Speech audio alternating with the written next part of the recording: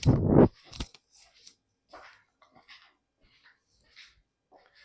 Guys, this is Ankur Kaushik and you are welcome on our channel UPSC accessible. आज का हमारा topic है evaporation and condensation. Class 11th chapter का नाम है वाटर इन द एटमॉस्फेयर। ठीक है, चलिए चैप्टर स्टार्ट करते हैं। क्या कह रहा है इवेपोरेशन और कंडेंसेशन के बारे में? देखो, हमारा जो एटमॉस्फेयर है उसमें मॉइस्चर जो है वो लगातार एटमॉस्फेयर मॉइस्चर रिटेन भी करता है और उसको रिलीज भी करता है।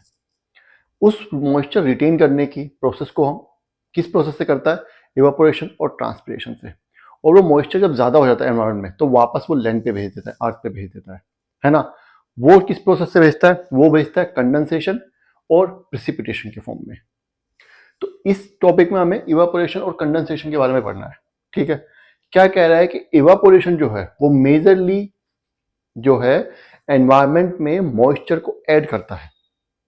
मॉइस्चर अगर एनवायरनमेंट में आता है तो ज़्यादातर इवापोरेशन की वजह से आता है, और मॉइस्चर वापस जब जाता है एनवायरनमेंट से अर्थ पे तो वो कंडेंसेशन की वजह से जाता है। जब पानी है उसके ऊपर इंसोलेशन हुई, धूप पड़ी, वो गर्म हुआ, हीटअप हुआ तो वो भाप बन गया, वेपर बन गया और वो एनवायरनमेंट में चला गया। इसको हम बोलते हैं वेपराइजेशन। इस प्रोसेस में जो मॉइस्चर है वो ऐड हो गई, एनवायरनमेंट में चली गई। इसका उल्टा क्या होता है? जब वही वाटर वेपर ठंडी होने लगेगी, जब वही वाटर वेपर का टेम्परेचर डिक्रीज होगा तो जो वाटर वेपर है वो दोबारा से अपनी फॉर्म चेंज कर लेगा, लिक्विड स्टेट में आ जाएगा। इस प्रोसेस को हम बोलते हैं कंडेंसेशन। ये हम पढ़ते आ रहे हैं बचपन से, ज्यादा बताने की जरूरत नहीं है। ठीक है, तो क्या कहना चाह रहे हैं? इवोपरेशन की वजह से वाटर ऐड हुआ, कंडेंसेशन की वजह से वाटर जो है वो रिलीज हो रहा है, सब्सट्रैक्ट हो रहा है। The amount of water in the atmosphere added और withdrawn due to evaporation and condensation respectively. Evaporation की वजह से ऐड होता है और कंडेंसेशन की वजह से विड्रॉन होता है मॉइस्चर, वाटर वेपर, वाटर जो एटमॉस्फेयर में। ठीक है, यहां तक समझ आ गया? Evaporation is a process by which water is transform from liquid to gases state. बताने की जरूरत ही नहीं है, ये आपको पता ही है कि इवापोरेशन वो प्रोसेस होता है जिसकी वजह से जो वाटर वेपर है, वो जो वाटर है वो ट्रांसफॉर्म होता है लिक्विड से गैसेस स्टेट में। ठीक है, heat is the main cause for evaporation. Evaporation के लिए मेन जिम्मेदारी किसको मिलेगी? सूर्य देव को, है ना। हीट की वजह से इवापोरेशन मेनली होता है, ये भी आपको पता ही होगा। नेक्स्ट क्या बोल रहा है? The temperature at which water starts evaporating is referred to as latent heat of vaporisation. देखो यहां पे एक लोचा आ गया छोटा सा। क्या कह रहा है? Latent heat of vaporisation. हमें यह पता है कि बॉइलिंग और इवापोरेशन दोनों अलग अलग होती हैं। हालांकि दोनों में ही वाटर जो है वो वाटर वेपर में कन्वर्ट होता है, लिक्विड स्टेट से गैस स्टेट में कन्वर्ट हो जाता है। लेकिन there is a difference between boiling and evaporation.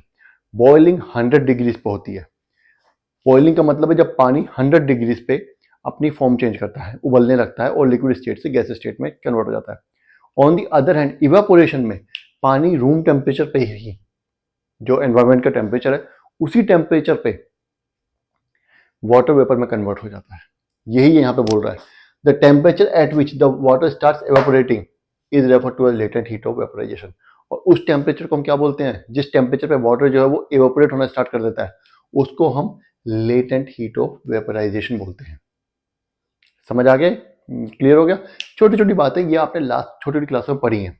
ये जो टॉपिक है हमारा इवेपोरेशन कंडेंसेशन, इसे बहुत ज्यादा समझाने के लिए है नहीं है, ऐसी बात नहीं है। छोटी मोटी चीजें हैं, बहुत सी बीच में टॉपिक्स हैं, छोटे पॉइंटर्स हैं जो आपको याद रखने हैं, और बहुत याद रखने बहुत जरूरी है वरना आगे दिक्कत हो जाएगी। ठीक है, तो उनको पढ़ते हम चल रहे हैं, लेकिन कंपैरेटिवली ईजी ही है ये टॉपिक। ठीक है, चलिए आगे बढ़ते हैं।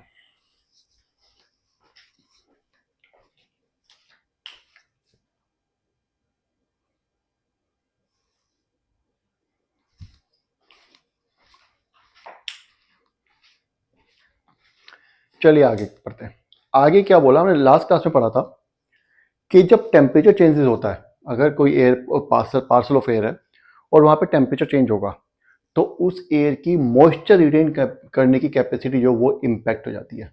अगर टेम्परेचर बढ़ाएंगे तो मॉइस्चर रिटेन करने की कैपेसिटी बढ़ जाएगी, और अगर टेम्परेचर घटाएंगे तो मॉइस्चर रिटेन करने की कैपेसिटी कम हो जाएगी।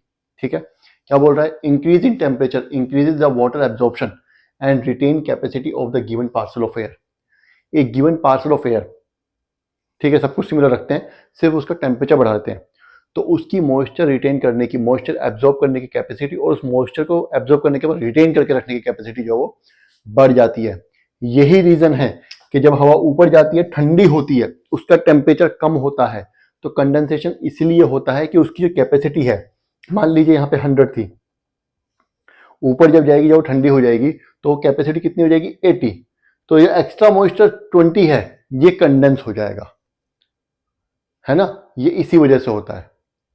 अगर मान लीजिए ऐसा नहीं होता, सपोज कीजिए ये हमारे पास 100 यूनिट है, कोई एयर है, ठीक है, इसने जो मॉइस्चर रिटेन की हुई 100 है, अगर टेम्परेचर और बढ़ गया इस एयर का, तो ये 120 भी हो सकता है, ठीक है। तो उसी तरीके से फिर एक बात और ध्यान रखिएगा कि जब भी हम टेम्परेचर बढ़ाएंगे तो आर जो रिलेटिव ह्यूमिडिटी वो कम हो जाती है, ठीक है, और जब भी हम टेम्परेचर घटाएंगे तो आर जो बढ़ जाती है, ठीक है। आगे आएगा, समझा दूंगा आराम से, कोई दिक्कत नहीं है। Similarly if the moisture content is low, air has potentiality of absorbing retaining moisture. जितना कम मॉइस्चर कंटेंट होगा एयर में, उतनी ज्यादा पोटेंशियल होगी मॉइस्चर एब्जॉर्ब करने के लिए, ठीक है। हवा में जितनी नमी कम होगी, वो उतनी ही ज्यादा नमी और ज्यादा एब्जॉर्ब करना चाहेगी, और उसमें जितनी ज्यादा नमी होगी वो उतनी कम एब्जॉर्ब कर पाएगी। समझ रहे हैं? जितनी कम नमी होगी, जितनी ज्यादा प्यास लगी होगी उसे, ये कह लीजिए, उतना ज्यादा पानी पिएगी, ठीक है। और मान लीजिए ऑलरेडी पानी पी चुकी हो 3 गिलास, तो कहां से अब ज्यादा पी पाएगी? वही हो रहा है, ठीक है। लेकिन movement of air replaces the saturated layer with unsaturated layer. Moisture जो है इवेपोरेशन बढ़ जाने का एक रीजन और भी होता है। क्या होता है कि जो मूवमेंट ऑफ एयर होती है, मान लीजिए यहाँ पे एयर है, ये सैचुरेट हो चुकी है, इसकी रिलेटिव जो आर एच है वो 80-90% या 100%, 100% तो होगी नहीं, अगर 100% हो जाएगी तो बारिश हो जाएगी, ठीक है, लेकिन 80-90%, 95% तक पहुंच चुकी है। सपोज कीजिए इधर से फ्रेश एयर आती है जो कि अनसैचुरेटेड है, मतलब उसकी आर एच कम है, 20 है, ठीक है, वो इसमें जाके मिल जाएगी। तो अब क्या होगा, रिलेटिव रिलेटिव जो है ह्यूमिडिटी वो घट जाएगी, है ना भाई। एक पहले 100 किलो था, इधर से 20 किलो आया, दोनों मिलके तो 120 किलो हो गया। नहीं समझे? अरे पहले क्या था, पहले इसकी रिलेटिव ह्यूमिडिटी थी 80, ये एक 20 ह्यूमिडिटी वाला आ गया, तो अब इसकी ह्यूमिडिटी जो होगी वो कम हो जाएगी, 60-70% ही रह जाएगी, तो इसकी मॉइस्चर रिटेनिंग कैपेसिटी अब बढ़ जाएगी, क्योंकि अनसैचुरेटेड एयर आके इसमें मिक्सअप हो चुकी है या इसको रिप्लेस कर दिया है, ठीक है। Hence the greater the movement of air the greater is evaporation. तो इसलिए याद रखना कि जितनी ज्यादा मूवमेंट ऑफ एयर होगी उतना ही ज्यादा एवोपरेशन होगा, ठीक है। समझ आ गया? चलिए अब आगे बढ़ते हैं।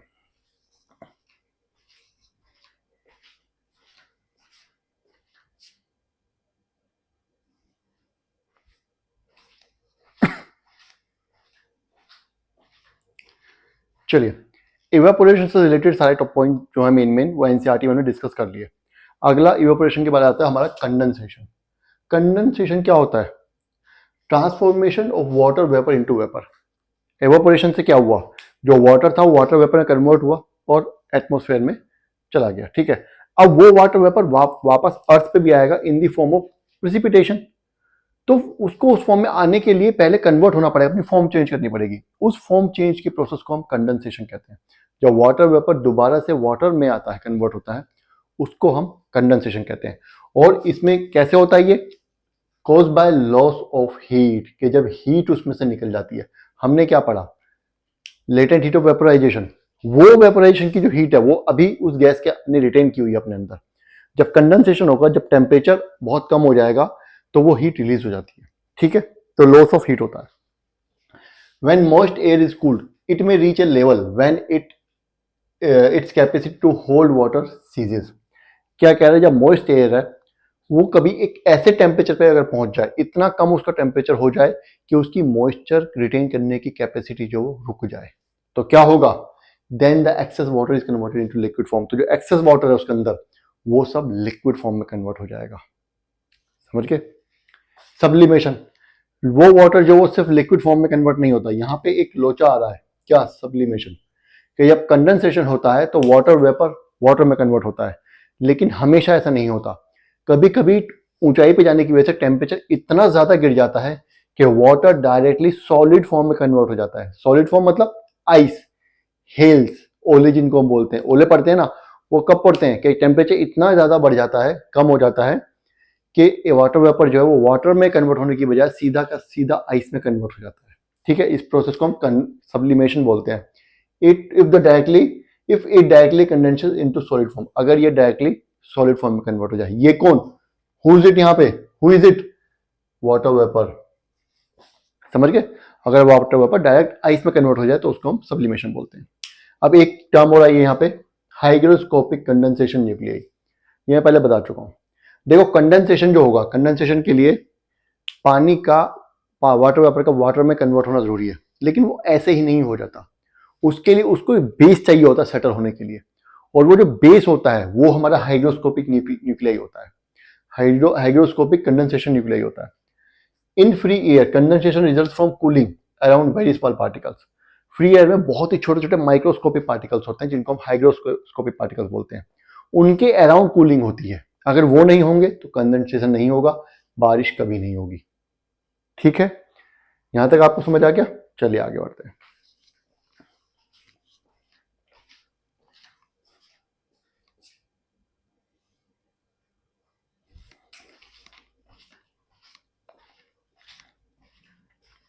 चलिए हाइग्रोस्कोपिक न्यूक्लियर हमने बारे में पढ़ लिया, अब आगे देखते हैं। Particles of dust, smoke and salt from the sea are good nuclear because they absorb water. Particles of dust, smoke में पार्टिकल्स होते हैं, शूट जिसको हम बोलते हैं, बहुत ही माइक्रोस्कोपिक पार्टिकल्स होते हैं। और सॉल्ट होता है फ्रॉम द ओशन। सॉल्ट कहां से है एटमॉस्फेयर में, ओशन से। ये तीनों बहुत ही अच्छे न्यूक्लियाई होते हैं, हाइग्रोस्कोपिक न्यूक्लियाई का काम करते हैं। क्यों, बिकॉज दे एब्जॉर्ब वाटर। इसीलिए तो वाटर पानी इनसे चिपक पाता है, स्टिक कर पाता है। अगर ये एब्जॉर्ब नहीं करेंगे तो पानी इन पे स्टिक ही नहीं कर पाएगा। ठीक है, यहां तक समझ आ गया। आगे चलते हैं। Condensation also takes place when moist air comes in contact with some colder object. Condensation सिर्फ ऐसे ही नहीं होता, इसका एक तरीका और भी होता है। अगर कोई मॉइस्ट एयर किसी ठंडे ऑब्जेक्ट, कोल्डर ऑब्जेक्ट के कांटेक्ट में आ जाती है तो भी कंडेंसेशन हो जाता है। इसका सबसे अच्छा एग्जांपल है पानी की बोतल। फ्रिज से आप पानी की बोतल निकालते हैं, बाहर रखिए, 2 मिनट बाद देखिएगा उसके चारों तरफ बूंदे जमा हो जाएंगी, पानी लग जाएगा उस बोतल के बाहर जो पहले नहीं था। ऐसा क्यों होता है, क्योंकि ये पानी की बोतल है, ठीक है, थोड़ी टेढ़ी मेढ़ी बन गई है। इसके आसपास की जो एयर है उसके अंदर जो मॉइस्चर होगा वो कंडेंस हो जाएगा और वो बोतल से पानी वो चिपक जाएगा। बोतल पे चिपक जाएगी तो वो बोतल जो हमारी गीली हो जाती है। ठीक है, and it may also take place when temperature is close to dew point. Condensation तब भी हो सकता है अगर टेम्परेचर ड्यू पॉइंट के क्लोज हो। ड्यू पॉइंट के पे पहुंचने का मतलब है एयर सैचुरेटेड हो चुकी है। हमने पढ़ा था लास्ट क्लास में, अगर एयर सैचुरेटेड हो चुकी है तो और जरा मॉइस्चर रिटेन नहीं करेगी, बल्कि जो एक्सेस मॉइस्चर है उसको वो रिलीज कर देगी, उसको वो विड्रॉ कर देगी। तो क्या होगा, कंडेंसेशन हो जाएगा। समझ आया। चलिए, condensation therefore depends upon the amount of cooling and relative humidity of the air. तो अगर देखा जाए तो कंडेंसेशन किस चीज पे डिपेंड करता है, अमाउंट ऑफ कूलिंग पे और रिलेटिव ह्यूमिडिटी ऑफ एयर पे। अमाउंट ऑफ कूलिंग मतलब कितना टेम्परेचर कम ज्यादा हो रहा है, और रिलेटिव ह्यूमिडिटी का मतलब मॉइस्चर कितना है उसके अंदर। यही तो पढ़ा हमने ऊपर, है ना। आगे क्या बोल रहा है, कंडेंसेशन इज इन्फ्लुएंस्ड बाय। अब ये इन्फ्लुएंस भी हो जाता है कंडेंसेशन किस किस फैक्टर से, वॉल्यूम ऑफ एयर, एयर का वॉल्यूम कितना है। अगर वॉल्यूम ज्यादा होगा तो उसको ज्यादा मॉइस्चर चाहिए, वो ज्यादा मॉइस्चर रिटेन कर सकती है। अगर वॉल्यूम कम होगा तो कम मॉइस्चर रिटेन करेगी। टेम्परेचर बता ही चुका हूं मैं, टेम्परेचर बढ़ेगा तो उसकी मॉइस्चर कैरिंग कैपेसिटी बढ़ जाएगी। प्रेशर भी जितना कम होगा, जितना ज्यादा होगा, उतनी उसकी मॉइस्चर कैरिंग कैपेसिटी बढ़ जाएगी। और चौथा क्या आंसर, ह्यूमिडिटी। ह्यूमिडिटी कितनी है वो भी डिपेंड करता है, वो भी उसको इन्फ्लुएंस करता है कंडेंसेशन को। ठीक है, चलिए आगे बढ़ते हैं।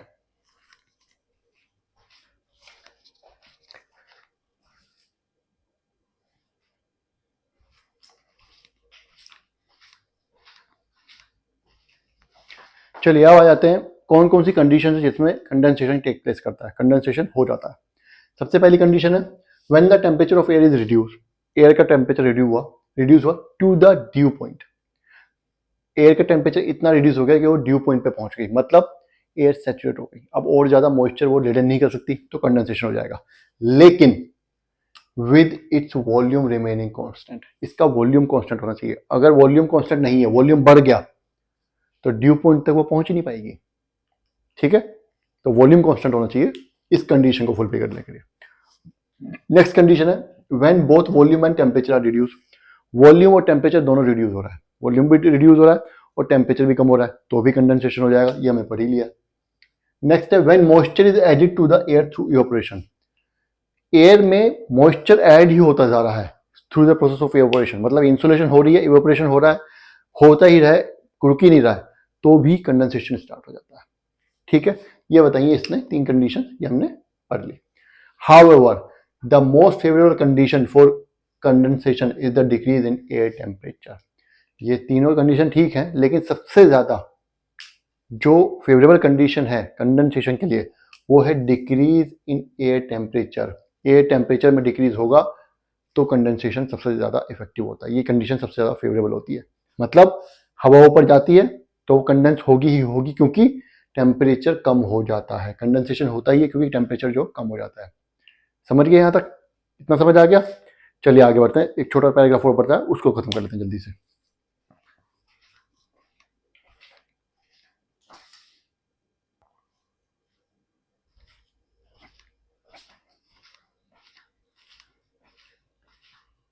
आगे क्या कह रहा है ये? आफ्टर कंडेंसेशन, कंडेंसेशन तो हो गया, वाटर भी कन्वर्ट, वाटर वेपर वाटर में कन्वर्ट हो गया, लेकिन ये प्रोसेस इतना सिंपल नहीं है। कंडेंसेशन के बाद वो moisture in the air takes place one of the following form, जो मॉइस्चर है वो one of the following form लेती है। वाटर में कन्वर्ट होने के भी कई तरीके हैं। कौन कौन सी फॉर्म्स है वो? या तो वो ड्यू भी बन सकती है, फ्रोस्ट भी बन सकती है, फॉग भी बन सकती है और क्लाउड्स भी बन सकती है, इनमें से कुछ भी हो सकता है। ये डिपेंड किस चीज पे करता है? The forms of condensation can be classified on the basis of temperature and location. Condensation कितने टेम्परेचर पे हुआ है और किस जगह पे हुआ है, अर्थ के सरफेस के पास हुआ है या ऊपर हुआ है, किस जगह पे हुआ है, लोकेशन भी इंपॉर्टेंट है, और कंडेंसेशन कितने टेम्परेचर पे हुआ है ये भी इंपॉर्टेंट है। इसी से रिलेटेड अगला जो पैराग्राफ है क्या बोल रहा है, अगली line, condensation takes place when dew point is lower than freezing point as well as higher than freezing point. Freezing point क्या है? अगर 0 मान लेते हैं तो ड्यू पॉइंट जो है वो फ्रीजिंग पॉइंट से ऊपर भी हो सकता है और फ्रीजिंग पॉइंट से नीचे भी हो सकता है। आ गया ना यार लोचा? टेम्परेचर कितना था, अगर ड्यू पॉइंट जो है वो फ्रीजिंग पॉइंट से ऊपर होगा तो कंडेंसेशन क्या, तो टेम्परेचर कम होगा, ज्यादा होगा सॉरी, है ना। और अगर ड्यू पॉइंट जो फ्रीजिंग पॉइंट से नीचे होगा तो टेम्परेचर कम होगा और ज्यादा ठंडा होगा वहां पे। ठीक है ना? तो ये चीज आपको समझ आ गई, यहां तक समझिएगा। ये चैप्टर ये खत्म हो चुका है। अब हमें क्या करना है, अब हमें इन सबको, ये जो फॉर्म्स ऑफ कंडेंसेशन है इनके बारे में डिटेल में पढ़ना है नेक्स्ट क्लास से। सबसे पहले हम ड्यू के बारे में पढ़ेंगे, फिर फ्रॉस्ट, फिर फॉग, फिर एंड में हम क्लाउड्स के बारे में पढ़ेंगे डिटेल में, जो एनसीईआरटी में दिया हुआ है। ठीक है, तब तक आपको वीडियो देखनी है। कुछ समझ नहीं आया तो कमेंट कर देना है, मैं वो टॉपिक दोबारा से बता दूंगा। और वीडियो को लाइक जरूर करना और चैनल को सब्सक्राइब जरूर करना है। Thank you.